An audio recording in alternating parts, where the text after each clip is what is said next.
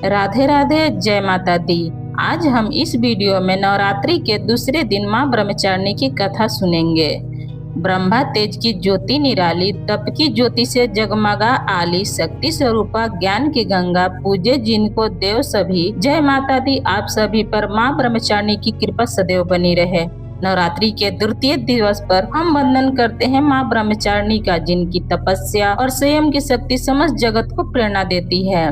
वे सच्चे ज्ञान, धैर्य और आत्म संयम का प्रतीक हैं। इनकी कृपा से साधक को अटूट विश्वास और साधना की दृढ़ता प्राप्त होती है। आइए श्रोताओं, सुनते हैं मां ब्रह्मचारिणी की पावन कथा। यह मां दुर्गा का दूसरा रूप है, जो तपस्या, संयम और साधक का प्रतीक है। ब्रह्मा का अर्थ है तपस्या और ज्ञान, जबकि चारिणी का अर्थ है आचरण करने वाली।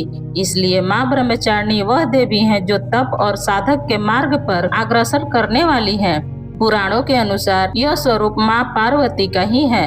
जब उन्होंने भगवान शिव को पति रूप में प्राप्त करने के लिए कठोर तप किया, मां ब्रह्मचारिणी के दाएं हाथ में जप की माला और बाएं हाथ में कमंडल होता है, जो तपस्विनी स्वरूप का प्रतीक है। उनका तेजस्वी और सात मुख मंडल साधकों को संयम और तपस्या की प्रेरणा देता है। मां ब्रह्मचारिणी का रूप त्याग और कठिन तपस्या का परिवाचक है। माता पार्वती ने भगवान शिव को पति रूप में प्राप्त करने के लिए कई वर्षों तक घोर तप किया। शुरू में केवल फल फूल खाकर तपस्या करती रहीं। कई वर्षों तक केवल पत्तों पर जीवन यापन किया। इसके बाद उन्होंने अन्न और जल का भी त्याग कर दिया और कठोर व्रत धारण किए।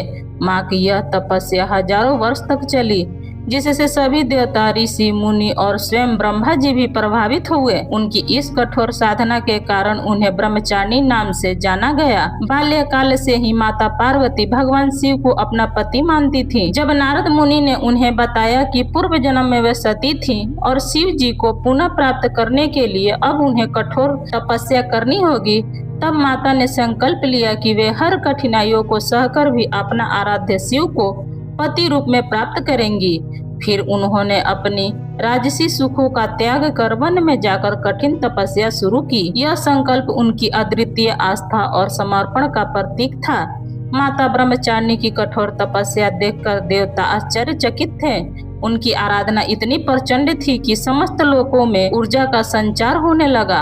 देवताओं ने भगवान विष्णु से अनुरोध किया कि वे माता पार्वती की परीक्षा लेने। भगवान विष्णु ने स्वयं उनकी धैर्य और समर्पण की परीक्षा ली और अंततः सभी देवताओं ने उन्हें आशीर्वाद दिया कि वे अपने तप में भगवान शिव को प्राप्त करेंगी। जब माता पार्वती ने भगवान शिव को पति रूप में पाने का विचार किया, तब नारद मुनि ने उन्हें तपस्या का मार्ग बतलाया।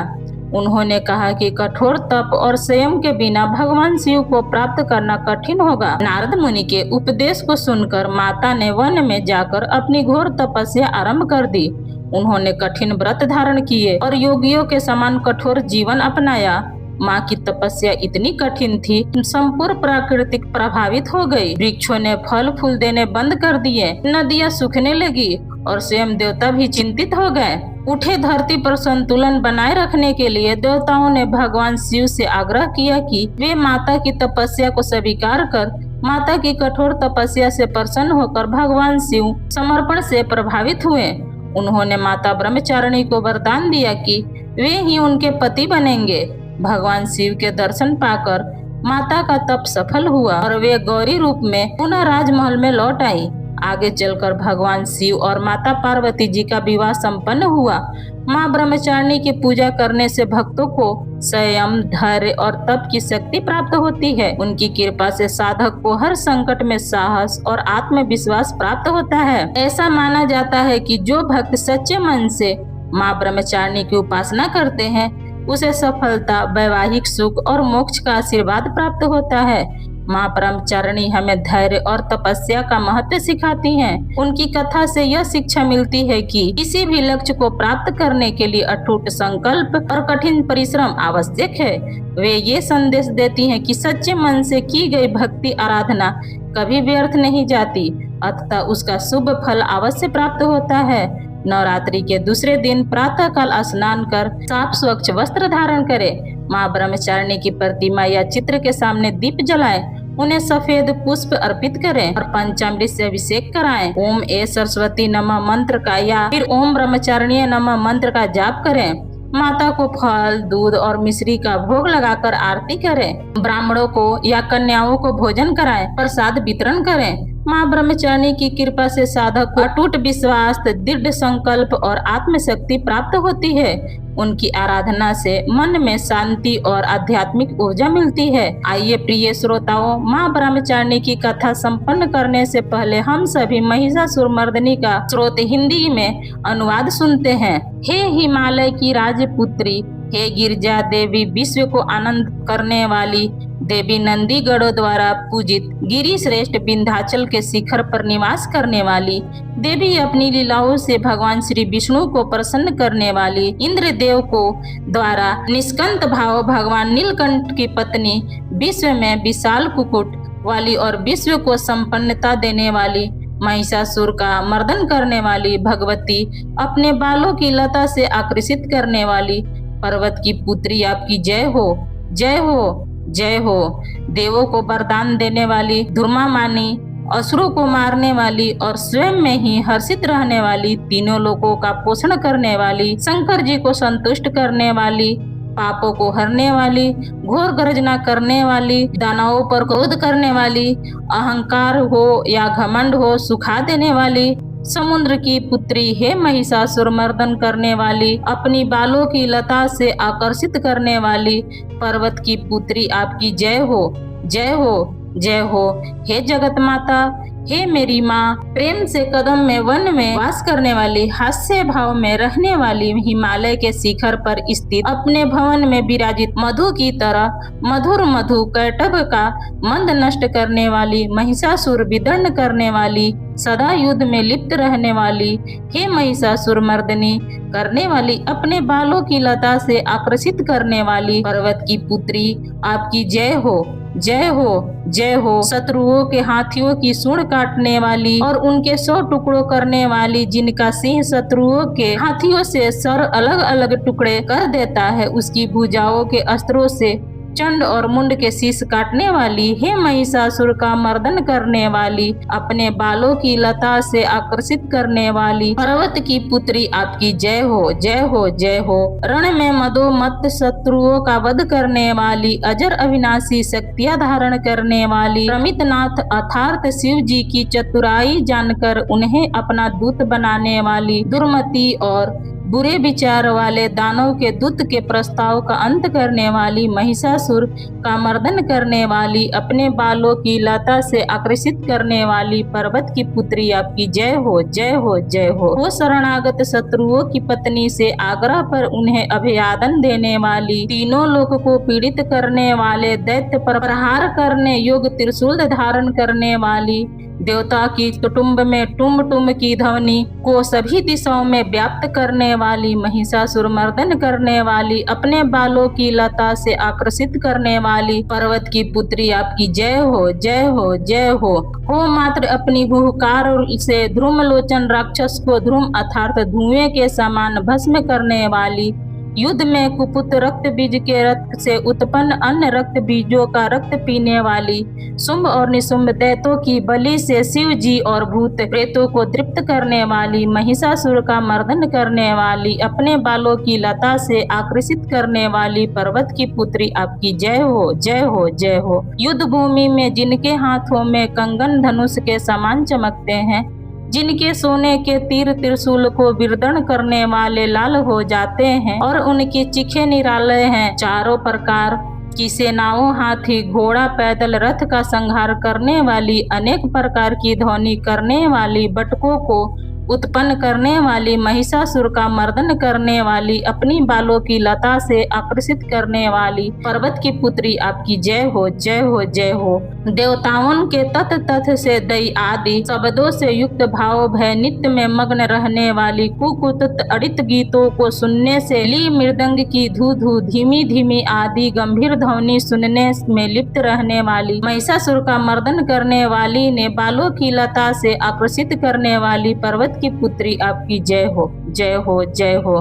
जयकार करने और स्तुति करने वाले समस्त विश्व द्वारा नमकृत अपने नुपुर को झनझन और झिमझिम जिम शब्दों से उत्पत्ति महादेव को मोहित करने वाली, नाटी नटों के नायक अर्धनेश्वर के नृत्य से सुशोभित, नाट्य में तल्लीन रहने वाली, हे महिषासुर का मर्दन करने वाली, अपने बालों की लता से आकर्षित करने वाली पर्वत की पुत्री, आपकी जय हो जय हो जय हो। आकर्षित कांति के साथ अति सुंदर मन से युक्त और रात्रि के आश्रय अर्थात चंद्रदेव की आभा को अपने चेहरे की सुंदरता से फीका करने वाली, काले भंवरों के समान सुंदर नेत्रों वाली, महिषासुर का मर्दन करने वाली, अपने बालों की लता से आकर हर्षित करने वाली पर्वत की पुत्री, आपकी जय हो जय हो जय हो। महायोद्धाओं से युद्ध में चमेली के पुष्पों की तरह कोमल स्त्रियों के साथ रहने वाली तथा चमेली की लताओं की तरह कोमल भील स्त्रियों से सुंदर झिगुर के झुंड की तरह घिरी हुई, चेहरे पर उल्लास से उत्पन्न उषा काल के सूर्य और खिले हुए लाल पुष्प के समान मुस्कान वाली, महिषासुर का मर्दन करने वाली, अपनी बालों की लता से आकर्षित करने वाली पर्वत की पुत्री, आपकी जय हो जय हो जय हो। जिसके कानों से लगातार मत बहता रहता है, उस हाथी के समान उत्तेजित है गजेश वीर, तीनों लोकों के आभूषण रूप सौंदर्य शक्ति और कलाओं से सुशोभित है। राजपुत्र सुंदर मुस्कान वाली स्त्रियों को पाने के लिए मन में मोह उत्पन्न करने वाली, मनंत की पुत्री के समान, हे महिषासुर का मर्दन करने वाली, अपने बालों की लता से आकर्षित करने वाली पर्वत की पुत्री, आपकी जय हो जय हो जय हो। जिनकी कमल दल से समान कोमल स्वच्छ और कांति से युक्त मस्तक है, हंसों के समान जिनकी चाल है, जिनके सभी कमलाओं का उद्भव हुआ है, जिनकी बालों में भंवरों से खिले कुदुम्बनी के पुष्प और बकुल पुष्प सुशोभित है, उन महिषासुर मर्दन करने वाली, अपनी बालों की लता से आकर्षित करने वाली पर्वत की पुत्री, जय हो जय हो जय हो। जिनके हाथों की मुरली से बहने वाली ध्वनि से कोयल की आवाज भी लज्जित हो जाती है, जो खिले हुए फूलों से रंगीन पर्वतों से बिछड़ हुई पुलिन जनजाति की स्त्रियों के साथ मनोहर गीत गाती है, जो सद्गुणों से संपन्न सबरी जाति की स्त्रियों के साथ खेलती है, उन महिषासुर मर्दन करने वाली, अपनी बालों की लता से आकर्षित करने वाली पर्वत की पुत्री, आपकी जय हो जय हो जय हो। जिनकी चमक से चंद्रमा की रोशनी फीकी पड़ जाए, ऐसे सुंदर रेशम के वस्त्रों से जिनकी कमर सुशोभित है, देवताओं और असुरों के सर झुकने पर उनके मुकुट की मड़ियों से जिनके पैरों के नाखून चंद्रमा की तरह दमकते हैं, और जैसे सोने के पर्वत पर विजय पाकर कोई हाथी मेदो मत हो जाता है, वैसे ही देवी के उरेज कलश की तरह प्रतीत होता है। ऐसे ही महिषासुर का मर्दन करने वाली, अपने बलों की लता से आकर्षित करने वाली पर्वत की पुत्री, आपकी जय हो जय हो जय हो। सहस्त्र देवताओं के अस्त्र हाथों से सहस्त्र युद्ध जीतने वाली, सहस्त्र हाथों की रेखा से सुर तारक उत्पन्न करने वाली, उसका तारक सुर के साथ युद्ध करने वाली, राजा सूरत और समाधि नामक वैश्य की भक्ति से समान रूप से संतुष्ट होने वाली, महिषासुर का मर्दन करने वाली, अपनी बालों की लता से आकर्षित करने वाली पर्वत की पुत्री, आपकी जय हो जय हो जय हो। हे कमल की वह व्यक्ति कमल निवास कैसा न बने, हे शिवे आपके पद कमल ही पद है, उनका ध्यान करने पर भी परम पद में कैसा नहीं पाऊं है। महिषासुर का मर्दन करने वाली, अपनी बालों की लता से आकर्षित करने वाली पर्वत की पुत्री, आपकी जय हो जय हो जय हो। सोने के समान चमकते हुए नदी के जल से जो आपके रंग भवन में छिड़काव करेगा, वह इंद्राणियों के वक्ष में आलिंगन होने वाले इंद्र के समान सूखा अभिभूत पूर्व करने वाली, बालों की लता से आकर्षित करने वाली पर्वत की पुत्री, आपकी जय हो जय हो जय हो। आपका निर्मल चंद्र समान मुख चंद्रमा का निवास है, जो सभी अधशुद्धियों को दूर कर देता है। नहीं तो क्यों मेरा मन इंद्रपुरी को सुंदर स्त्रियों से विमुख हो गया है। मेरे मत के अनुसार आपकी कृपा के बिना शिव नाम के धन की प्राप्ति कैसे कैसे संभव हो सकती है। महिषासुर का मर्दन करने वाली, बालों की लताओं से आकर्षित करने वाली पर्वत की पुत्री, आपकी जय हो, जय हो, जय हो। हे तीनों पर दया करने वाली उमा, मुझ पर भी दया कर ही दो। जगत जननी, जैसे आप दया की वर्षा करती हो वैसे ही तीरों की भी वर्षा करो।